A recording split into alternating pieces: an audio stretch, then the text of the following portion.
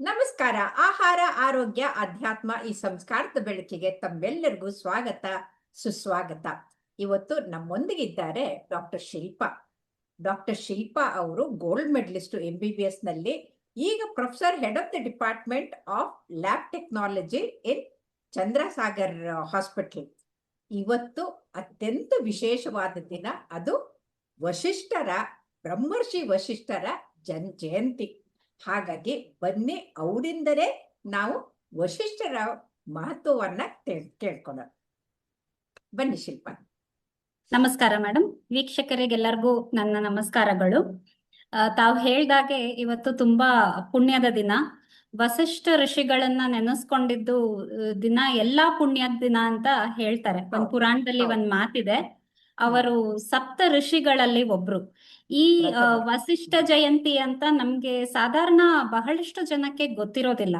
ಆದರೆ ನಮ್ಮ ಸನಾತನ ಧರ್ಮದಲ್ಲಿ ಎಷ್ಟು ನಮ್ಮ ಋಷಿಗಳು ಬರ್ತಾರೆ, ಅವರ ಕೊಡುಗೆ ಮನುಕುಲಕ್ಕೆ ತುಂಬಾ ಅಪಾರವಾದ ಕೊಡುಗೆ ಇದೆ. ಹೌದು. ಹಾಗಾಗಿ ನಾವು ಈ ದಿನ ಅವರ ಜಯಂತಿಯ ದಿನಗಳಂದು ಅವರನ್ನು ನೆನೆದು ಅವರಿಗೆ ಒಂದು ಕೃತಜ್ಞತೆಯನ್ನು ಅರ್ಪಿಸುವಂತಹ ಉದ್ದೇಶದಿಂದ ನನಗೆ ತಿಳಿದಿರೋ ಮಟ್ಟಕ್ಕೆ ನಮ್ಮ ಗುರುಗಳ ಒಂದು ಆಶೀರ್ವಾದದಿಂದ ವೀಕ್ಷಕರಿಗೆ ವಸಿಷ್ಠ ಋಷಿಗಳ ಬಗ್ಗೆ ಒಂದು ಸಂಕ್ಷಿಪ್ತವಾಗಿ ತಿಳಿಸ್ಕೊಡ್ತೇನೆ. ಖಂಡಿತ ಖಂಡಿತ ನೀವು ತಿಳಿಸ್ಕೊಡ್ಲೇಬೇಕು. ನಾನು ಕೇಳಕ್ಕೆ ತಯಾರಾಗಿದ್ದೀನಿ. ಪ್ರಮುಖವಾಗಿ ಈ ವೇದಗಳ ಅತ್ಯಂತ ಪುರಾತನವಾದ ಋಗ್ವೇದದ ಭಾಗವನ್ನ ಬರೆದವರು ಅವರೇ. ಅದಲ್ಲದೆ ಅದರಲ್ಲಿ ಅವರು ಅವರ ಹೆಂಡತಿ ಅರುಂಧತಿಯ ಬಗ್ಗೆ ಕೂಡ ಇದೆ. ಸೊ ಮುಂದೆ ಮಾತಾಡ್ತಾ ಅದ್ರ ಬಗ್ಗೆ ಮಾತಾಡೋಣ, ದಯವಿಟ್ಟು ತಿಳಿಸಿ. ಹೌದು, ಖಂಡಿತ. ಋಷಿಗಳಲ್ಲಿ, ಸಪ್ತ ಋಷಿಗಳಲ್ಲಿ ಬಹಳ ಪ್ರಮುಖವಾದ ಸ್ಥಾನವನ್ನು ವಸಿಷ್ಠ ಮಹರ್ಷಿಗಳು ಪಡೆದಿದ್ದಾರೆ. ಅವರು ಬ್ರಹ್ಮರ್ಷಿ. ಯಾಕೆ ಅಂತಂದ್ರೆ ಸ್ವಯಂಭೂ ಮನ್ವಂತರದಲ್ಲಿ, ನಮ್ಗೆಲ್ಲರಿಗೂ ಗೊತ್ತಿರೋ ಹಾಗೆ 14 ಮನ್ವಂತರ, ಬೇರೆ ಬೇರೆ ಮನ್ವಂತರಗಳಿರುತ್ತವೆ. ಸ್ವಯಂಭೂ ಮನ್ವಂತರದಲ್ಲಿ ಬ್ರಹ್ಮನ ಒಂದು ಮಾನಸ ಪುತ್ರರಾಗಿ ಜನಿಸಿರ್ತಾರೆ ವಸಿಷ್ಠ ಋಷಿಗಳು. ಆದರೆ ಇವಾಗ ವೈವಸ್ವತ ಮನ್ವಂತರದಲ್ಲಿ ಮಿತ್ರವರುಣರ ಒಂದು ಮಗನಾಗಿ ಊರ್ವಶಿ, ಮಿತ್ರವರುಣರ ಹಾಗೂ ಊರ್ವಶಿಯ ಒಂದು ಪುತ್ರರಾಗಿ ಕುಂಭದಲ್ಲಿ ಜನಿಸಿರ್ತಾರೆ ವೈವಸ್ವತ ಮನ್ವಂತರದಲ್ಲಿ. ಹಾಗಾಗಿ ನೀವು ಹೇಳಿದ ಹಾಗೆ ಋಗ್ವೇದದಲ್ಲಿ ಒಂದು ತುಂಬಾ ವಿಶೇಷವಾಗಿ ಇವರ ಕೊಡುಗೆ ಇದೆ. 7ನೇ ಮಂಡಲ ಅನ್ಸುತ್ತೆ ಅವರದ್ದು, ಅವರಿಗಾಗಿ ಅದನ್ನು ಮೀಸಲಾಗಿಟ್ಟಿದ್ದಾರೆ. ಆಮೇಲೆ ಅವರು ಇಕ್ಷ್ವಾಕು ವಂಶದ ರಾಜರಿಗೆ ಕುಲಗುರುಗಳಾಗಿರ್ತಾರೆ. ಶ್ರೀರಾಮಚಂದ್ರನು. ಹೌದು.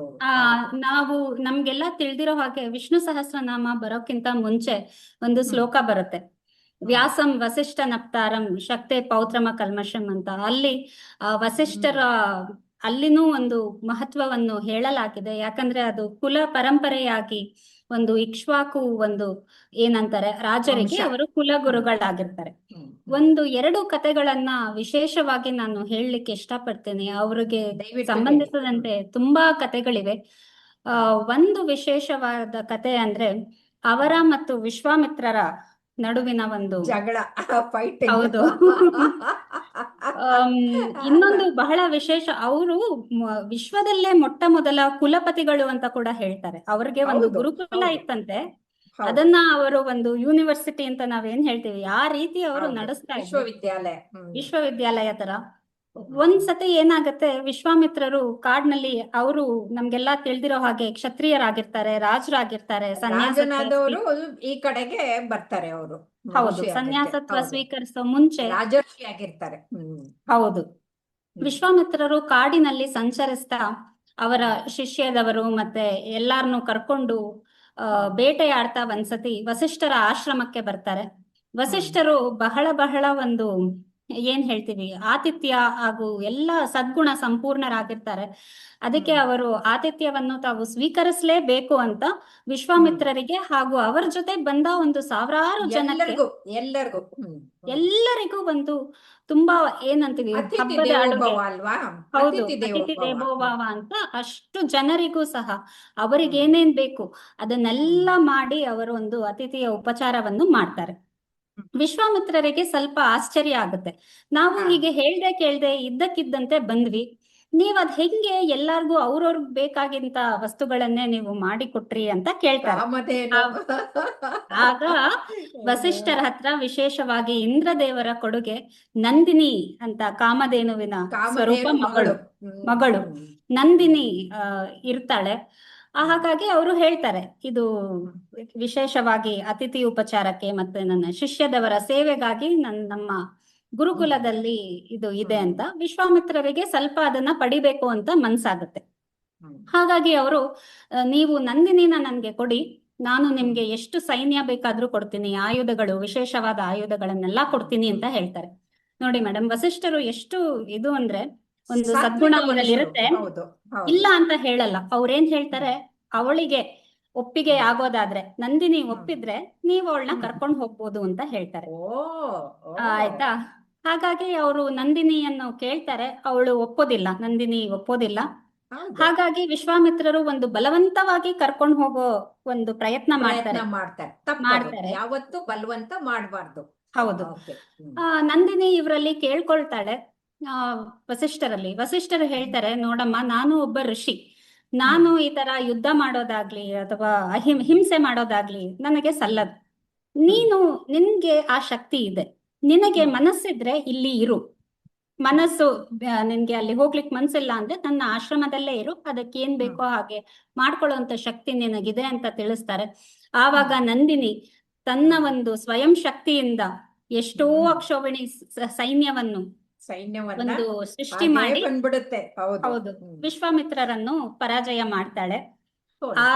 ಹೌದು, ಆವತ್ತಿಂದ ವಿಶ್ವಾಮಿತ್ರರಿಗೆ ವಸಿಷ್ಠರ ಮೇಲೆ ಒಂದು ಏನಂದ್ರೆ ಅವರಿಗೆ, ನಾನು ಕ್ಷತ್ರಿಯನಾಗಿ ಒಬ್ಬ ಋಷಿ, ಒಬ್ಬ ಬ್ರಾಹ್ಮಣನಲ್ಲಿ ಸೋತೋದ್ನಲ್ಲ, ಹಾಗಂದ್ರೆ ಅವರ ಒಂದು ವಿದ್ಯೆ, ಅವರ ಒಂದು ಸನ್ಯಾಸತ್ವ ದೊಡ್ಡದು, ನನ್ನ ಯುದ್ಧದ ವಿದ್ಯೆಗಿಂತ ಮೇಲು ಅನ್ನೋದು ತಲೆಯಲ್ಲಿ ಬರುತ್ತೆ. ಋಷಿ ಆಗ್ಬೇಕು ಅಂತ ತುಂಬಾ ತಪಸ್ ಮಾಡ್ತಾರೆ. ಬ್ರಹ್ಮದೇವರು ಒಲಿತಾರೆ, ಅವರಿಗೆ ರಾಜರ್ಷಿ ಅಂತ ಹೇಳ್ತಾರೆ, ಪಟ್ಟ ಕೊಡ್ತಾರೆ. ಇಲ್ಲ, ನನಗೆ ರಾಜರ್ಷಿ ಮಾತ್ರ ಸಾಲದು, ಬ್ರಹ್ಮರ್ಷಿಯೇ ಆಗ್ಬೇಕು. ಅದು ಬ್ರಹ್ಮ ಒಂದ್ಸತಿ ಬಂದು ತುಂಬಾ ತಪಸ್ಸನ್ನು ಮಾಡ್ತಾರೆ, ಮತ್ತೆ ಅದು ತಪಶಕ್ತಿ ಕಳ್ಕೊತಾರೆ, ಬೇರೆಯವ್ರಿಗೆಲ್ಲ ಸಹಾಯ ಮಾಡಿ. ಹಾಗಾಗಿ ಒಂದ್ಸತಿ ಬ್ರಹ್ಮ ಬಂದು ಹೇಳ್ತಾನೆ, ಈಗ ನಿನಗೇನ್ ಬೇಕು ಅಂತ. ನನಗೆ ಬ್ರಹ್ಮರ್ಷಿ ಅಂತ ಪಟ್ಟ ಬೇಕು, ನಾನು ಬ್ರಹ್ಮ, ನಿನ್ಗೆ ಋಷಿ, ಈಗ ನೀನು ಬ್ರಹ್ಮರ್ಷಿ. ಅವರ ಸಾಲದು, ನನಗೆ ವಸಿಷ್ಠರೇ ಬಂದು ಅವರ ಸಮ್ಮುಖದಲ್ಲಿ ಅವರು ಒಪ್ಕೋಬೇಕು ಬ್ರಹ್ಮರ್ಷಿ ಅಂತ ಅದು ಒಂದು ಹೇಳ್ತಾರೆ. ಕೊನೆಗೆ ಅವರು ಬ್ರಹ್ಮರ್ಷಿ ಆಗ್ತಾರೆ, ವಸಿಷ್ಠರು ಸಹ ಒಪ್ಕೊಳ್ತಾರೆ ಅವ್ರನ್ನ ಬ್ರಹ್ಮರ್ಷಿ ಅಂತ. ಇದು ಒಂದು ತುಂಬಾ ಒಂದು ಏನ್ ಹೇಳ್ತೀನಿ ನಾವು ಉಲ್ಲೇಖದಲ್ಲಿರೋ ಒಂದು ಕತೆ. ಅಂದ್ರೆ ಇದರಿಂದ ನಾವು ಒಂದು ಪಾಠ ಕಲಿಬಹುದು. ಕ್ಷತ್ರಿಯರಾದವರು ಕೂಡ ಬ್ರಹ್ಮರ್ಷಿ ಆಗ್ಬಹುದು ಅನ್ನೋದು. ಯಾಕಂದ್ರೆ ಇವತ್ತಿನ ಜಾತಿ ಪದ್ಧತಿಯಲ್ಲಿ ಕಂಪಾರ್ಟ್ಮೆಂಟ್ ಮಾಡ್ಕೊಂಡ್ಬಿಟ್ಟಿದಾರಲ್ಲ, ಅದು ತಪ್ಪು, ಅದು ಇರ್ಲಿಲ್ಲ ಅಂತ. ಎರಡನೇದು, ಯಾವುದಕ್ಕೆ ನಾವು ಆಸೆ ಪಡಬಾರ್ದು. ಆಸೆ ಪಟ್ಟು ದುರಾಸೆ ಪಟ್ಟು ಅದ್ರ ಮೇಲೆ ತಮ್ಮ ಹಕ್ಕು ಜಮಾಯಿಸಕ್ ಹೋದ್ರೆ ಅಲ್ಲಿ ಸಂಘರ್ಷ ಆಗತ್ತೆ ಅಂತ ವೈಮನಸ್ಸು ಬರುತ್ತೆ ಅನ್ನೋದು ಎರಡು ಮಾತನ್ನ ಕಲಿಬಹುದು. ಓಕೆ, ಮುಂದೆ ಎರಡನೇ ಕತೆ ಅಂದ್ರೆ ತ್ರಿಶಂಕುಗೆ ಸಂಬಂಧಪಟ್ಟಿದಂತೆ.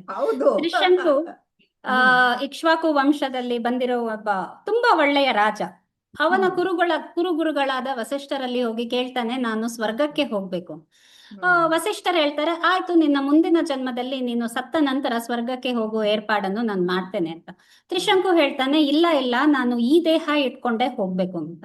ವಸಿಷ್ಠರು ಹೇಳ್ತಾರೆ, ನೋಡಪ್ಪ, ಅದು ಆಗೋದಿಲ್ಲ, ಅದು ದೇವರ ಒಂದು ನಿಯಮ ಇದೆ. ಈ ಪ್ರಾಕೃತ ದೇಹವನ್ನು ಇಟ್ಟುಕೊಂಡು ಬೇರೆ ಲೋಕಕ್ಕೆ ನಾವು ಹೋಗ್ಲಿಕ್ಕೆ ಆಗೋದಿಲ್ಲ. ಅವನ್ ಕೇಳ್ತಾನೆ, ನೀವು ಬ್ರಹ್ಮರ್ಷಿಗಳಲ್ಲ, ನೀವು ಅದನ್ನ ಮಾಡ್ಬೋದಲ್ಲ? ಹಾಗಂತಲ್ಲ, ಮಾಡ್ಬೋದು ಅಂತ ಎಲ್ಲ ಮಾಡ್ಲಿಕ್ಕೆ ಆಗೋದಿಲ್ಲ. ನಾವು ನಿಯಮನ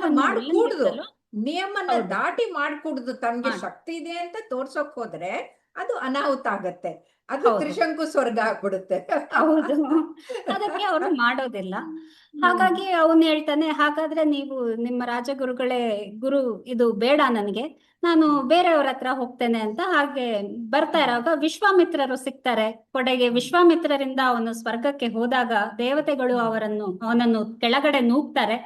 ಆವಾಗ ಅವನು ತ್ರಿಶಂಕು ಸ್ವರ್ಗ ಅಂತ ವಿಶ್ವಾಮಿತ್ರರೇ ಸೃಷ್ಟಿ ಮಾಡಿ ಅಲ್ಲೇ ಇರೋ ಹಾಗೆ ಮಾಡ್ತಾರೆ. ಮೂರನೇದು ಅಲ್ಲೇ ಮಾಡ್ತಾರೆ. ಹಾ, ಹೌದು. ಏನಂದ್ರೆ ತಮ್ಮ ಗುರುಗಳನ್ನು ಬಿಟ್ಟು ಬೇರೆಯವರ ಸಹಾಯದಿಂದ ಹೋಗಿ ಅದು ಸಲ್ಲದು.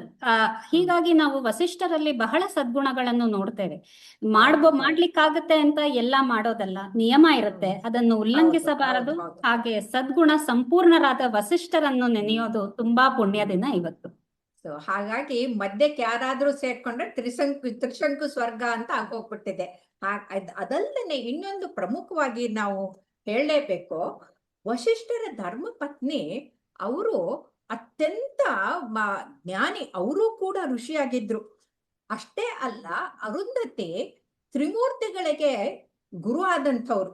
ಆಮೇಲೆ ಇವತ್ತಿಗೆ ಅಂದ್ರೆ ಅಲ್ಲಿಂದ ಸತ್ಯಯುಗದಿಂದ ಇಲ್ಲಿವರೆಗೂ ಅತ್ಯಂತ ಅನ್ಯೋನ್ಯವಾದ ದಂಪತಿಗಳು ಯಾರು ಅಂತಂದ್ರೆ ಬ್ರಹ್ಮರ್ಷಿ ವಸಿಷ್ಠ ಮತ್ತೆ ಋಷಿಕೆ ಆದಂತ ಅರುಂಧತಿ ಅಂತ. ಹಾಗಾಗಿ ಇವತ್ತೂ ಕೂಡ ಮದುವೆ ಆದಂತ ದಂಪತಿಗಳಿಗೆ 2 ನಕ್ಷತ್ರವನ್ನ ತೋರಿಸ್ತಾರೆ.